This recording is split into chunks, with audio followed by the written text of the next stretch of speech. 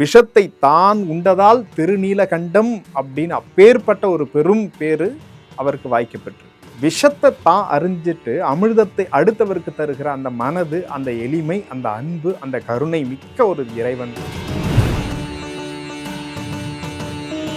ஒரு 1300 1400 ஆண்டுகளுக்கு முற்பட்ட ஒரு கோவில் தான் அந்த இளமையாக்கினார் திருக்கோவில். மனைவி தன்னுடைய கணவனை பார்த்து, திருநீலகண்டம் சாட்சியாக இனி நீ என்னை தொடக்கூடாது அப்படின்னு தன்னுடைய கணவருக்கு ஒரு சத்தியத்தை செய்து விடுகிறார். அப்போ திருநீலகண்டம் சாட்சியாக நீ என்னை தொடக்கூடாது அப்படின்னு அவங்க சொல்லிட்ட பிறகு இவரும் திருநீலகண்டம் சாட்சியாக நான் தொடமாட்டேன் அப்படின்னு திருநீலகண்டத்தின் மீதான ஒரு சத்தியத்தை அவர் பண்ணிடுறார். இவர் கேட்கறது ரொம்ப சாதாரண விஷயம். இந்த திருவோட பத்திரமா வச்சிருந்து அதுக்கப்புறம் கொடுங்க அப்படின்னு கேட்கிறாரு. அதுல அவருக்கு எந்தவித பிரச்சனையும் இல்லை. உடனே திருநீலகண்டனார் என்ன பண்றாரு, அதை வாங்கி ஒரு மர பெட்டியில பத்திரமா வச்சு பூட்டி வச்சிடுறாரு. அது எவ்வளோ அற்புதமானது, அது எவ்வளோ உயர்வானது, அது எவ்வளோ புனிதமானது அப்படின்னு அந்த திருவோட பற்றி நான் உங்களுக்கு முழுமையாக தெரிஞ்சவர் நீங்கள் மட்டும்தான். ஆகவே அந்த திருவோடு தொலையில் நீங்கள் எடுத்து எங்கேயோ பத்திரமா வச்சுக்கிட்டீங்க, நீங்கள் திருடிட்டீங்க அப்படிங்கிற அளவுக்கு அவர் மீதான ஒரு திருட்டு பட்டத்தையே அவர் கட்டிடுறார். அப்போனா ஒன்றும் பிரச்சனை இல்லை, உன் மனைவியை அழைத்துட்டு வா. உன் மனைவியை அழைத்துட்டு வந்து இந்த திருக்குளத்தில் மூழ்கி எழுந்து உன் மனைவியை தொட்டு நீ சத்தியம் பண்ணால் நான் ஏற்றுக்கிறேன், நீ எடுக்கலை அப்படிங்கிறத நான் ஒத்துக்கிறேன் அப்படிங்கிற. அதுவும் நடக்க சாத்தியம் இல்லை. ஏன்னா திருநீலகண்டம் மீதான சத்தியம் எடுத்துக்கிட்டு தன்னுடைய மனைவியை இனி தொடமாட்டேன் அப்படின்னு அவர் சத்திய பிரமாணம் எடுத்திருக்கார்.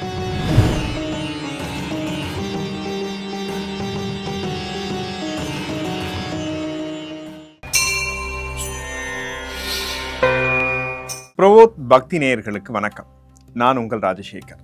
சிதம்பரம் நடராஜர் பெருமாள் கோவிலோட மேற்கு திசையில ஒரு கோவில் இருக்கு. அந்த கோவிலோட பேர் பார்த்தீங்கன்னா அருள்மிகு இளமையாக்கினார் திருக்கோவில். இந்த அருள்மிகு இளமையாக்கினார் திருக்கோவிலுக்கு ஒரு திருக்குளம் இருக்கு. அந்த திருக்குளத்தினுடைய பெயரும் அருள்மிகு இளமையாக்கினார் திருக்குளம். இந்த பெயரே ரொம்ப வித்தியாசமா இருந்துச்சு. பெரும்பாலுமான திவ்ய தலங்கள்ல நம்ம போய் பார்க்கும்போது அந்த திருக்குளத்தின் பெயரும் திருக்கோவிலினுடைய பெயரும் ரொம்ப ரொம்ப ரொம்ப வித்தியாசமா இருந்துகிட்டே இருக்கும். ஆனா இது ரொம்ப வித்தியாசமா இருந்துச்சு. ஏன் இளமையாக்கினார் அப்படிங்கிற பெயர் வந்துச்சு அப்படின்ட்டு அந்த சொல்லை நம்ம ஆராய்ச்சி பண்ணோம்னா அதுக்குள்ள ஒரு சுவாரஸ்யமான வரலாறு புதைஞ்சிருந்தது.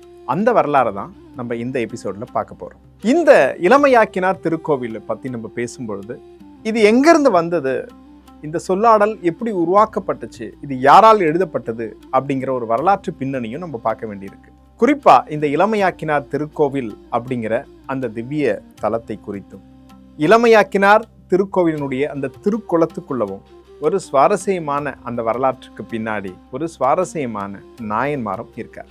அந்த நாயன்மார் தான் நமக்கு திருநீலகண்ட நாயனார். இந்த திருநீலகண்ட நாயனாரை குறித்து நம்ம பேசும்பொழுது சுந்தரர் நமக்கு திருத்தொண்டர் புராணம் எழுதினார்.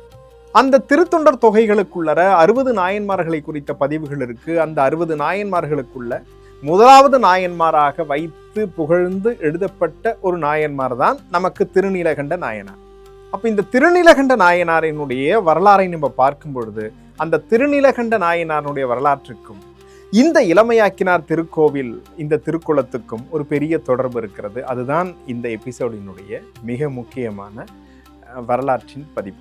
திருநீலகண்ட நாயனார் தில்லையில ஒரு குயவர் இனத்தை சார்ந்தவர். அவர் குயவர் குலத்தை சார்ந்தவர். அவர் மண்ணாலான பாண்டங்களை செய்து அதை விற்பனை செய்து அந்த வருமானத்துல தன்னுடைய ஜீவிதத்தை நடத்தி கொண்டிருப்பவர்.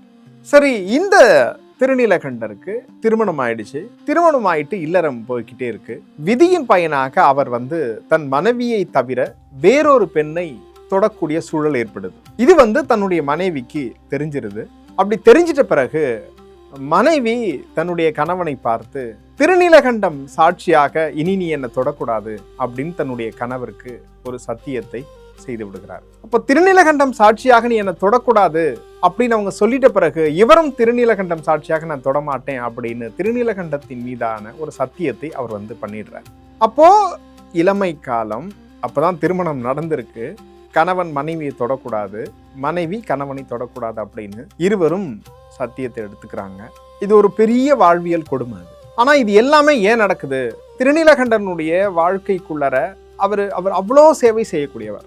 குறிப்பா சொல்லணும் அப்படின்னா, சிவனடியார்களா யார் வந்தாலும் அவர்களுக்கு உண்ணுவதற்கான திருவோடுகளை தயாரித்து இலவசமாக நாள்தோறும் வழங்கி கொண்டிருக்கிற மிக முக்கியமான ஒரு செயலை அவர் டெய்லி செஞ்சுக்கிட்டே இருக்கிறார்.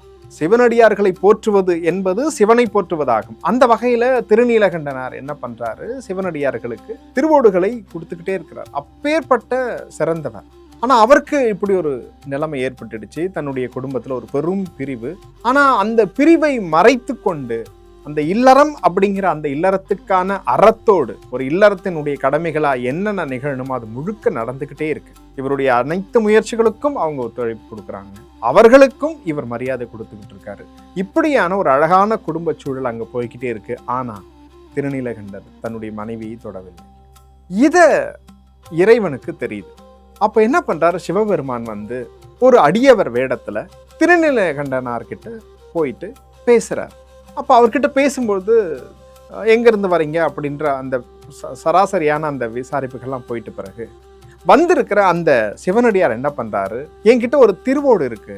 இந்த திருவோடு 3 உலகத்திலும் கிடைக்காத ஒரு திருவோடு, அரிய பெரிய அற்புதமான ஒரு திருவோடு, விலை மதிப்பற்ற ஒரு திருவோடு. இந்த திருவோட பத்திரமா நீங்க வச்சுக்கோங்க. நான் கொஞ்சம் தொலைவில் வெளியே போக வேண்டியிருக்கு. அதெல்லாம் போயிட்டு வந்துட்ட பிறகு நான் எப்போ கேட்குறேனோ இந்த திருவோட அப்போ எனக்கு கொடுத்தா போதும் அப்படின்னு சொன்ன உடனே இவர் நாள்தோறும் சிவனடியார்களை போற்றக்கூடியவர். சிவனடியார்கள் கேட்கக்கூடிய அத்துணை தேவைகளையும் இவர் வந்து நிறைவேற்றி தரக்கூடியவர். நாள்தோறும் திருவோடுகளை தயாரித்து அங்கே இருக்கிற சிவனடியார்களுக்கு உண்ணுவதற்காக வழங்கி கொண்டிருப்பவர். இவர் கேட்கறது ரொம்ப சாதாரண விஷயம். இந்த திருவோட பத்திரமா வச்சிருந்து அதுக்கப்புறம் கொடுங்க அப்படின்னு கேட்குறாரு. அதில் அவருக்கு எந்தவித பிரச்சனையும் இல்லை.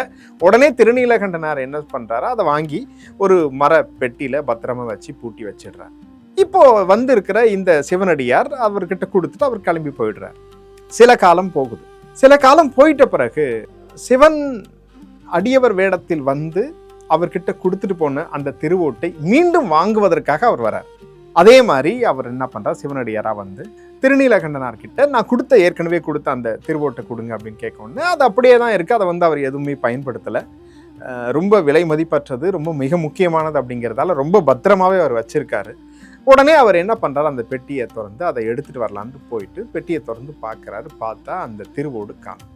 எங்க போச்சுன்னு தெரியல. அவருக்கு ஒரே அதிர்ச்சி. அவர் எடுக்கல. என்ன பதில் சொல்றதுன்னு தெரியல அடியவருக்கு. இதுவரைக்கும் அடியவர்கள் கேட்டு அவர் மனம் நோகும்படியாக இவர் எப்பவுமே நடந்ததில்லை. முதல் முறையா ஒரு சிவனடியார் கொடுத்த அந்த திருவோட்டை அவர் வந்து தொலைச்சிட்டாரு. நாள்தோறும் திருவோட்டை வழங்கி கொண்டிருப்பவர். அந்த திருவோடை அவர் எடுக்க வேண்டிய அவசியம் இல்லை. ஆனால் அந்த அடியவருக்கு நம்ம என்ன பதில் சொல்றதுன்னு தெரியல. அவர் நீட்டாக வந்து சொல்றாரு, அந்த திருவோடு எங்கே போச்சுன்னு தெரியல, தொலைஞ்சிருச்சு, மிஸ் ஆயிடுச்சு அப்படிங்கிற. உடனே அந்த சிவனடியார் என்ன பண்றாரு, கோபப்படுறாரு. அது மிஸ் ஆக வாய்ப்பில்லை. ஏன்னா அந்த திருவோட்டை குறித்த அத்துணை அற்புதங்களும் உங்களுக்கு மட்டும்தான் தெரியும். உங்ககிட்ட தான் நான் சொல்லியிருக்கேன். அது எவ்வளோ பெரிய மிக முக்கியமானது, அது எவ்வளோ அற்புதமானது, அது எவ்வளோ உயர்வானது, அது எவ்வளோ புனிதமானது அப்படின்னு அந்த திருவோடை பற்றி நான் உங்களுக்கு முழுமையாக தெரிஞ்சவர் நீங்கள் மட்டும்தான். ஆகவே அந்த திருவோடு தொலையில் நீங்கள் எடுத்து எங்கேயோ பத்திரமா வச்சுக்கிட்டீங்க, நீங்க திருடிட்டீங்க அப்படிங்கிற அளவுக்கு அவர் மீதான ஒரு திருட்டு பட்டத்தையே அவர் கட்டிடுறார். அவரால் ஏத்துக்கவே முடியல. அந்த பொருளை நான் எடுக்கல அப்படிங்கிறார். இல்ல நீங்க தான் எடுத்தீங்க. இந்த விவாதம் முற்றிக்கிட்டு போயிட்டே இருக்கும்போது வேணும்னா ஒன்று சொல்லுங்க, நான் என்ன சொன்னா நீங்க நம்புவீங்க அப்படின்னு அவர் கேட்டும்போது, உன் வீட்டில் ஒரு மகன் இருந்தா அந்த மகனை கூப்பிட்டு வந்து உன் மகன் மீது உன் மகனை பிடித்து ஒரு சத்தியம் பண்ணி கொடு, நான் நம்புறேன். அந்த மகனை அழைத்து வந்து இந்த திருக்குளத்தில் மூழ்கி அவனை தொட்டு சத்தியம் பண்ணா நான் நம்புறேன் அப்படிங்கிறார் இந்த அடியவர். இவர் மனைவியே தொடலை, குழந்தை பாக்கியம் இல்லை. இப்போ அதை அவர்கிட்ட சொல்லணும், தயங்குறாரு. அப்பனா நீங்க தான் இந்த திருவோட்டை எடுத்திருக்கீங்க அப்படிங்கிறாரு. அவர் இல்லை நான் எடுக்கல அப்படிங்கிறாரு. இந்த விவாதம் போய்கிட்டே இருக்கு. கடைசியில் அவர் சொல்லிடுறாரு, எனக்கு மகன் இல்லை. அப்பனா ஒன்றும் பிரச்சனை இல்லை, உன் மனைவியை அழைத்துட்டு வா. உன் மனைவியை அழைத்துட்டு வந்து இந்த திருக்குளத்தில் மூழ்கி எழுந்து உன் மனைவியை தொட்டு நீ சத்தியம் பண்ணா நான் ஏத்துக்கிறேன், நீ எடுக்கல அப்படிங்கிறத நான் ஒத்துக்கிறேன் அப்படிங்கிறேன். அதுவும் நடக்க சாத்தியம் இல்லை. ஏன்னா திருநீலகண்டம் மீதான சத்தியம் எடுத்துக்கிட்டு தன்னுடைய மனைவியை இனி தொடமாட்டேன் அப்படின்னு அவர் சத்திய பிரமாணம் எடுத்திருக்காரு. அப்போ அந்த சத்தியம் அங்க ஏற்கனவே இறைவனுக்கு வழங்கப்பட்ட ஒரு சத்தியம். இங்க அடியவருக்காக அந்த சத்தியத்தை என்ன பண்றதுன்னு அவருக்கு தெரியல. இதை சொல்லலாமா வேண்டாமான்னு தெரியல. அவர் சொல்லாம மூடி மறைக்கிறார். இல்ல முடியாது அப்படிங்கிற. அப்பனா நீங்க தான் இதை எடுத்திருக்கீங்க அப்படின்னு உடனே ஊர் கூட்டப்படுது. ஊர்ல இருக்கிற முக்கியமானவர்கள்லாம் கூட்டுறாங்க. எல்லாரும் ஊர் கூடிடுச்சு. ஊர் கூட்டிட்டு அங்க நடக்குது இந்த பஞ்சாயத்து. இந்த மாதிரி நடந்த கதையை அவர் சொல்றாரு. நான் இந்த மாதிரி ஒரு திருவோடு கொண்டு வந்து கொடுத்தேன், அவர் வச்சிருந்தாரு, சில காலத்துக்கு கழிச்சு நான் வாங்கிக்கிறேன்னு சொன்னேன், வந்தேன், இப்போ அந்த ஓடு காணோம், அந்த திருவோடு எங்க அப்படின்னு கேட்டா எங்க போச்சுன்னு தெரியல அப்படிங்கிறாரு. ஆகவே இவர் தான் எடுத்திருக்காரு. ஒருவேளை இவர் எடுக்கல அப்படின்னா இந்த குளத்தில் மூழ்கி தன் மனைவியை தொட்டு அவர் சத்தியம் செய்தால் நான் ஏத்துக்கிறேன் அப்படின்னு உடனே அப்பதான் வேற வழி இல்லாம அவர் சொல்றாரு, என் மனைவியை நான் தீண்டுவதில்லை சொல்றாரு. ஏற்கனவே பண்ண அந்த சத்தியத்தை அங்க சொல்றாரு. சொன்ன உடனே எல்லாருக்கும் ஒரு பேர் அதிர்ச்சி. அவர் தீண்டுவதில்லைன்னு சொன்னது கல்யாணமான புதுசுல, ஆனா இப்ப அவருக்கு வயது நரைத்து முதிர்ந்து இளமை பருவம் போய் தன் வாழ்வின் கடைசி காலத்தில் இருக்கிற ஒரு கிழப்பருவத்தில் அவர் இருக்கிறாரு.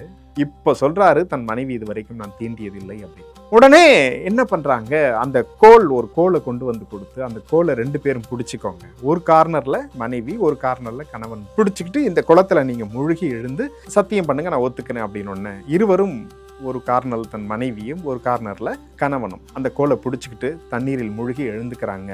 எழுந்த மாத்திரத்தில் அவர்கள் எந்த ஆடையில், எந்த பருவத்தில், எந்த வயதில் தீண்டுவதில்லை அப்படின்னு சத்தியம் பண்ணாங்களோ அதே பருவத்தோடு அவர்கள் இளமையோடு மீண்டு வருகிறார்கள். பார்க்குறவங்க எல்லாம் அதிர்ச்சி, எப்படி இது நடந்தது? அப்பதான் தெரியுது, வந்தவர் அடியவர் அல்ல, அவர்தான் சிவபெருமான். இப்படி மூழ்கி எழுந்த அந்த குளம்தான் இளமையாக்கினார் திரு. இன்னைக்கும் பல பக்தர்கள் அந்த இளமையாக்கினார் திருக்குளத்துக்கு போயிட்டு மூழ்கி எழுந்து வந்தால் அவர்கள் நலமோடு வளமோடு வாழ்வார்கள் என்கிற நம்பிக்கை இருந்து கொண்டே இருக்கிறது. அப்போ இந்த இளமையாக்கினார் திருக்கோவில் அப்படிங்கிற இந்த கோவிலுக்கு பின்னாடி நடந்திருக்கிற இந்த சுவாரஸ்யமான வரலாற்று பின்னணி அப்படின்னு பார்த்தா, இது நமக்கு 8ஆம் நூற்றாண்டு காலகட்டத்தில் நமக்கு திருநீலகண்டர் வாழ்ந்ததாக வரலாறு குறிப்பு இருக்கு நமக்கு. ஆனா 8 அப்படிங்கிறது நமக்கு உறுதியா சொல்லப்படலை. அப்ப 8ல் அவர் வாழ்ந்திருக்கார் அப்படின்னா அந்த திருக்கோவில் அந்த 8ஆம் நூற்றாண்டுகளுக்கு முன்னதாகவே கட்டப்பட்டிருக்கும் அப்படிங்கிறது நமக்கு கணிப்பு. அப்போ இந்த வரலாற்று தரவுகளின் அடிப்படையில் பார்க்கும்போது கிட்டத்தட்ட ஒரு 1300 1400 ஆண்டுகளுக்கு முற்பட்ட ஒரு கோவில் தான் அந்த இளமையாக்கினார் திருக்கோவில். அந்த இளமையாக்கினார் திருக்கோவிலில் ஒவ்வொருவரும் சென்று தரிசித்து அந்த குளத்தில் மூழ்கி எழும் பொழுது திருநீலகண்டம் எப்படி ஒரு பெரும் பாக்கியத்தை பெற்றாரோ, இன்னும் கேட்டா அந்த திருநீலகண்டனாருடைய இயற்பெயர் என்னன்னு கூட தெரியாது. தேவர்களுக்காக அமிர்தத்தை வழங்கிவிட்டு விஷத்தை தான் உண்டதால் திருநீலகண்டம் அப்படின்னு அப்பேற்பட்ட ஒரு பெரும் பேரு அவருக்கு வாய்க்கப்பெற்று, விஷத்தை தான் அறிஞ்சிட்டு அமிர்தத்தை அடுத்தவருக்கு தருகிற அந்த மனது, அந்த எளிமை, அந்த அன்பு, அந்த கருணை மிக்க ஒரு இறைவன். அந்த பேரை சொல்லி சொல்லி சொல்லி இவருக்கும் அந்த திருநீலகண்டம் அப்படிங்கிறே பேர் மருவி போச்சு. அப்பேற்பட்ட திருநீலகண்டம், அப்பேற்பட்ட திருநீலகண்டர் வாழ்ந்த அந்த தலம்தான் நமக்கு திருநீலகண்டர் அப்படிங்கிற அப்பேற்பட்ட திருநீலகண்டர் வாழ்ந்த அந்த அருள்மிகு இளமையாக்கினார் திருக்கோவில் பகுதியும் அருள்மிகு இளமையாக்கினார் திருக்குளமும் இன்றளவும் மக்களால் வணங்கப்பட்டு வருவது குறிப்பிடத்தக்கது. நன்றி, வணக்கம்.